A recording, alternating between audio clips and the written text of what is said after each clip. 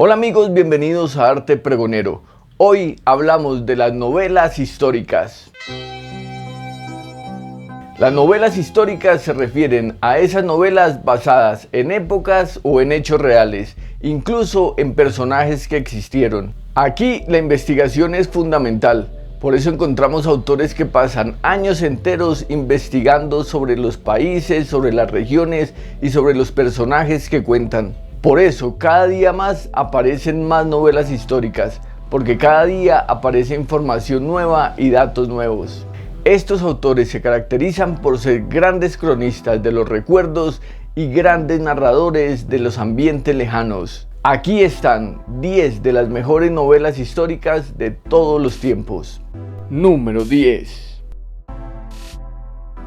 A sangre y a fuego. Iniciamos con la primera parte de una trilogía escrita por el gran novelista polaco Henryk Sienkiewicz.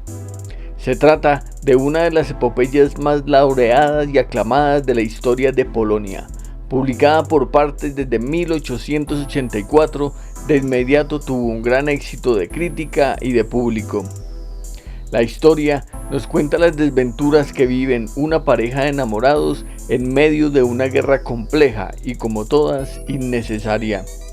La Guerra de las Dos Naciones, ese periodo histórico en el que los territorios de Lituania, Polonia y parte de Ucrania se disputaron a sangre y a fuego.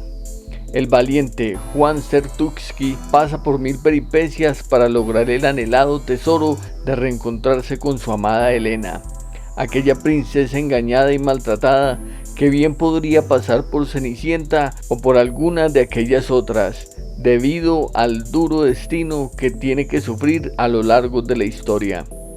La obra, como no podía ser de otra manera, aparte del contexto histórico, bélico y geográfico, incluye las atmósferas propias de la desesperanza y de esos amores imposibles.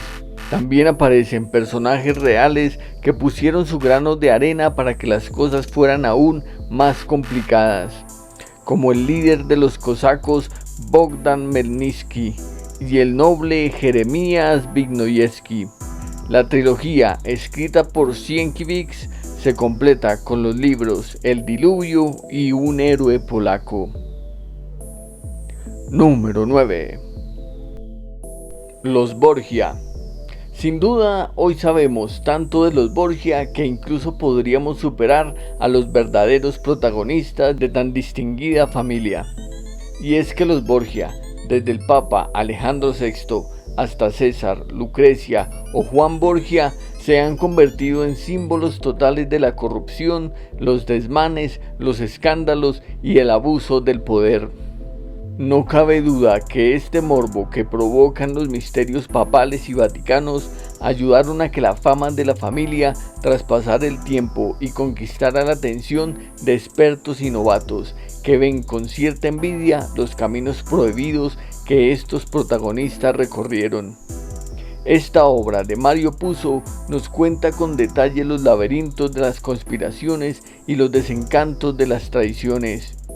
Al igual que lo hizo con El Padrino, Mario Puzo se documentó realmente bien para construir esas atmósferas santificadas con incienso que se reproducen en cada página, que parece más hereje y emocionante que la que acaba de leerse. Una gran obra sobre la condición inmoral y descarada de seres sin vergüenza.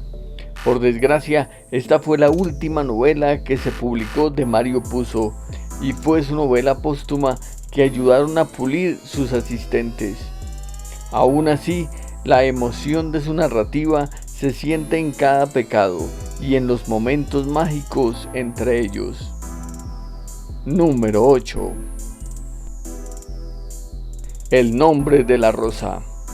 A Umberto Eco 3 cosas le llamaron la atención. Un manuscrito que leyó sobre la rutina diaria en una abadía del siglo XIV.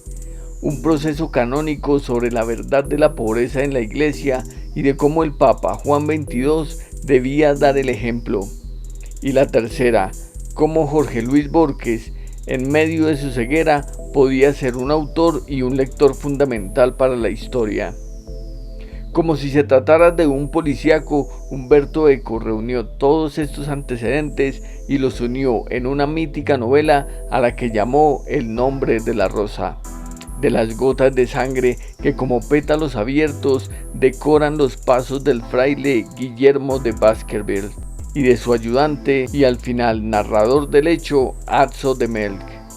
Fray Guillermo y su ayudante llegan a la abadía de Melk para tratar un asunto inquietante: la posición de los espirituales, una manga franciscana que pretende convertir la Iglesia Católica en humilde y que exige el desapego material.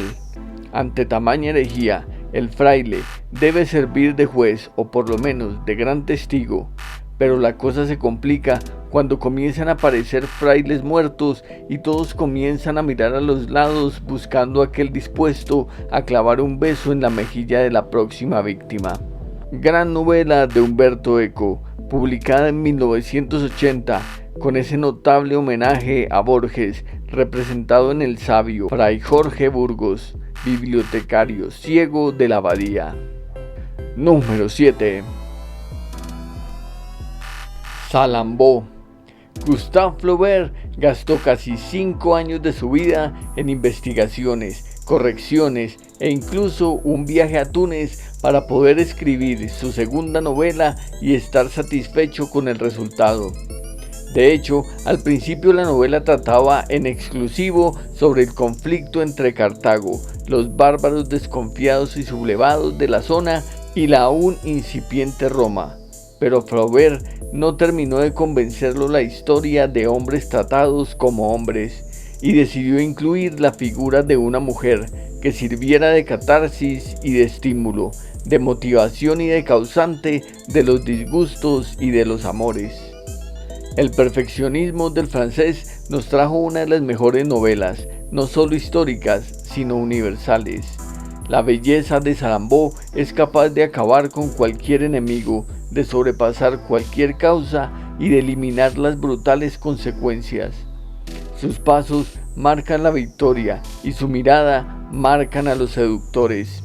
Pero nada es perfecto. La vanidad es rival de la alegría y compañera íntima de la codicia, y Salammbô debe caminar con cuidado si no quiere caer en las propias trampas que ayudó a construir. Publicada en 1863, una de las mejores obras de Flaubert, celebrada por Victor Hugo, Baudelaire o Gautier, y festejada por las generaciones venideras como una obra indispensable. Número 6. Ivanhoe. Walter Scott escribió una de las primeras novelas históricas de las que se tienen documentos. Y es histórico porque hasta el siglo XVII todo lo que hoy parece histórico era real y sin ficciones. Ivanhoe apareció en 1811 y contaba las aventuras de Sir Wilfred de Ivanhoe, un caballero noble que se pone en contra del supuesto rey Juan sin tierra, cuando éste ocupa el trono, ignorando que el verdadero rey, Ricardo Corazón de León, aún vivía y se había liberado de las cadenas de sus secuestradores. Como curiosidad, en esta novela también aparece un héroe que se convertiría en más memorable que el propio Ivanhoe. Se trata de Robin Hood, el caballero de Lockwood, que al ver las mismas imposiciones que Ivanhoe, lucha por la protección de los más débiles en los bosques de Sherwood. Ambos, tanto Ivanhoe en los campos de batalla como Robin Hood en los bosques estratégicos, luchan en guerra férrea contra las tropas del rey y su corte de abusivos varones y caballeros. Gran libro que tuvo una enorme repercusión en la cultura popular del momento, volviendo a conseguir el encanto de la novela caballeresca y del mito eterno.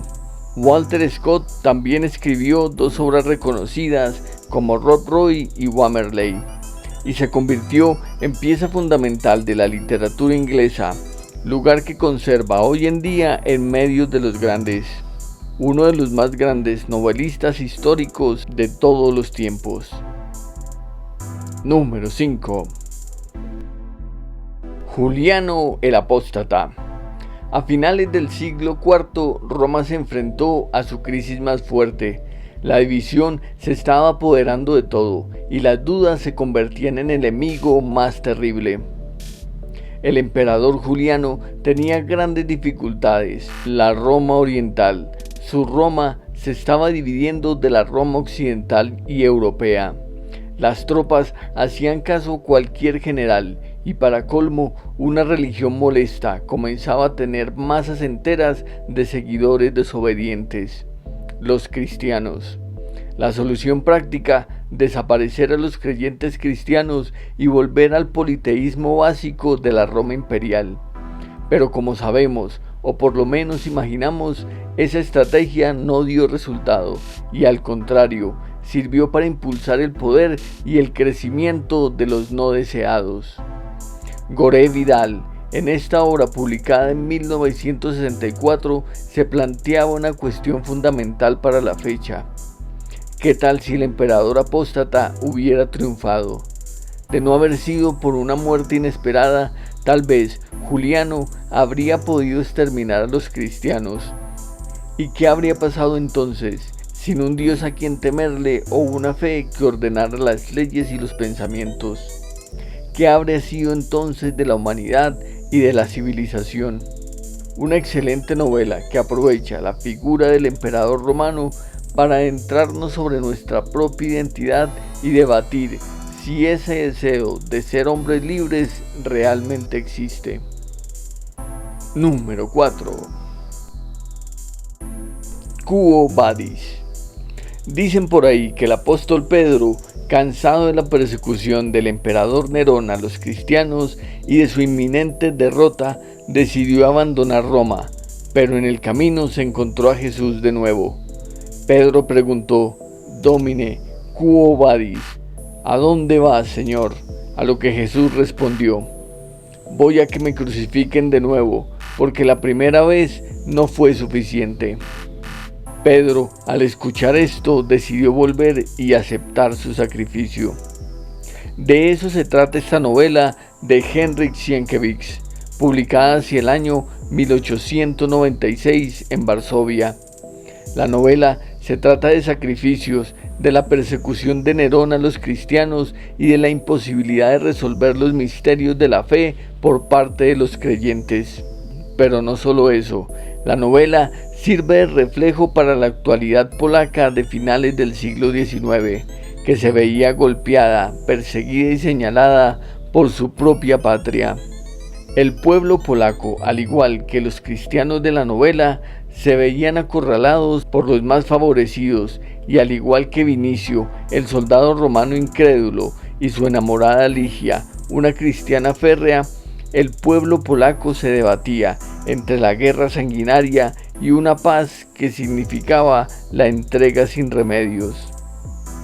Una gran novela que usa las calles del glorioso Imperio Romano como telón de fondo para criticar, aborrecer y casi juzgar los métodos políticos y los señalamientos a un juicio que apenas un par de décadas después harían tanto daño.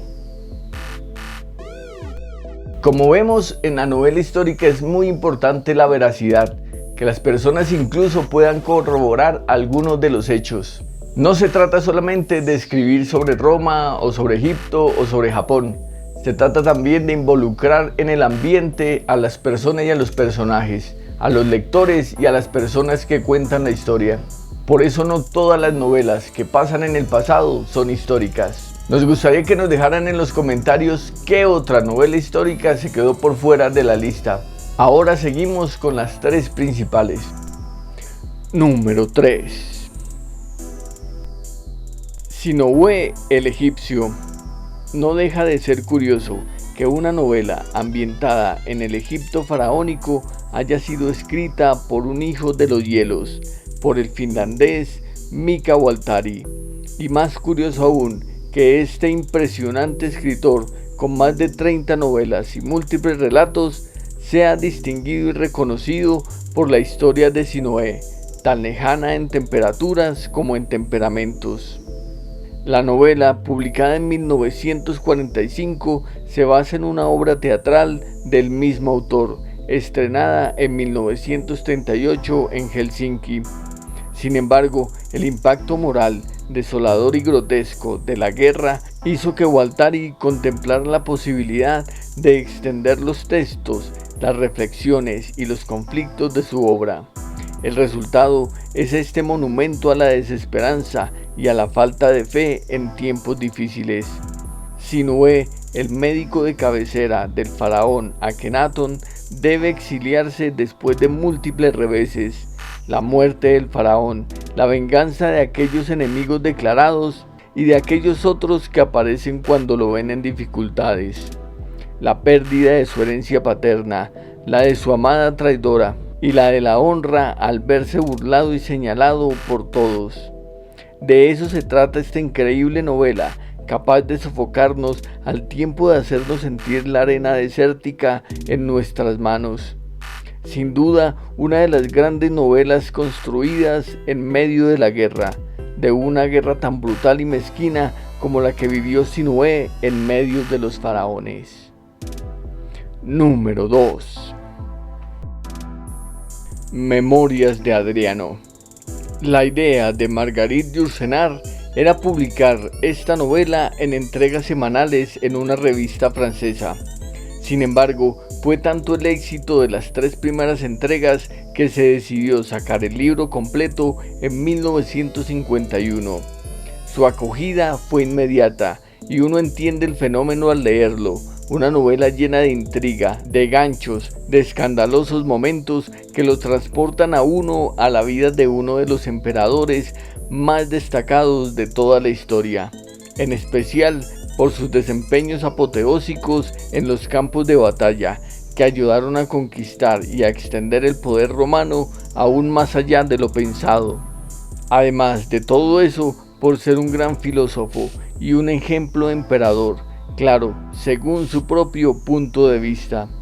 La vida de un gran hombre invulnerable y con razones justas, según él, que contrasta con los múltiples defectos y los múltiples errores, según el que lo lee. Todo eso se puede encontrar en esta extraña alegoría. Como dato curioso, una de las mejores traducciones del libro la poseemos en español, ya que fue Julio Cortázar, de quien ya hicimos un video completo y recomendamos, el encargado de traducir no solo las palabras, sino la curiosidad y la entrega de la escritora francesa.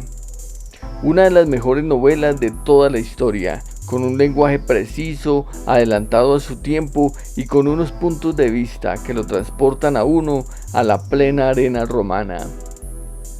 Número 1. Yo, Claudio. En 1934 apareció la que para muchos es la mejor novela histórica de todos los tiempos, Yo, Claudio, o la autobiografía que el emperador Claudio se dispuso a escribir para demostrarse a sí mismo la incapacidad de un sistema destinado al fracaso, producto de la corrupción y los excesos. En el año 41 de nuestra era, la persona menos capacitada para asumir el trono llegó al poder. Claudio, un joven tímido, enfermizo, tartamudo, cojo y defectuoso, muy lejano de la tendencia semidiosa de sus predecesores. Sin embargo, esos mismos defectos fueron los que lo llevaron al poder, al considerarlo tan insignificante que no valía la pena enfrentarse a él. En sus memorias, a punto de perder por fin la vida, Claudio nos cuenta sus hazañas separándolas por emperadores, desde Augusto César, la primer gran cabeza visible del imperio, hasta los casi imposibles, Nerón y Calígula, que dejaron tremendos malos ejemplos para la eternidad. La obra de Robert Graves es una de las novelas más importantes de la historia, capaz de llevarnos entre sus párrafos hasta la Roma más gloriosa y legendaria, y capaz de mostrarnos el poder derrochador de unos pocos narcisistas y la tremenda manipulación que ejercieron sobre una masa más ciega y torpe que ninguna maltratada. Sin duda, una obra imprescindible que vale por lo menos para leerla una vez en la vida y por supuesto para sacar tremendas lecciones para nuestra caótica vida cotidiana. Sacamos de la lista La guerra y la paz de León Tolstoy, la obra de Benito Pérez Galdós y de Alejandro Dumas, y también muchos otros títulos relevantes porque ellos tendrán próximos videos. La novela histórica está creciendo, cada vez encontramos más títulos y más lectores, y tal vez imaginando nuestro pasado podamos corregir los excesos del futuro. Los invitamos a ver el video de las 10 obras más importantes de la literatura. El enlace al final del video. La novela histórica y estos títulos en particular merecen ser leídos y pregonados. Gracias por ver el video, por darle me gusta, por comentar, por suscribirse y nos vemos en el próximo video. Comente, comparta y suscríbase. Suscríbase.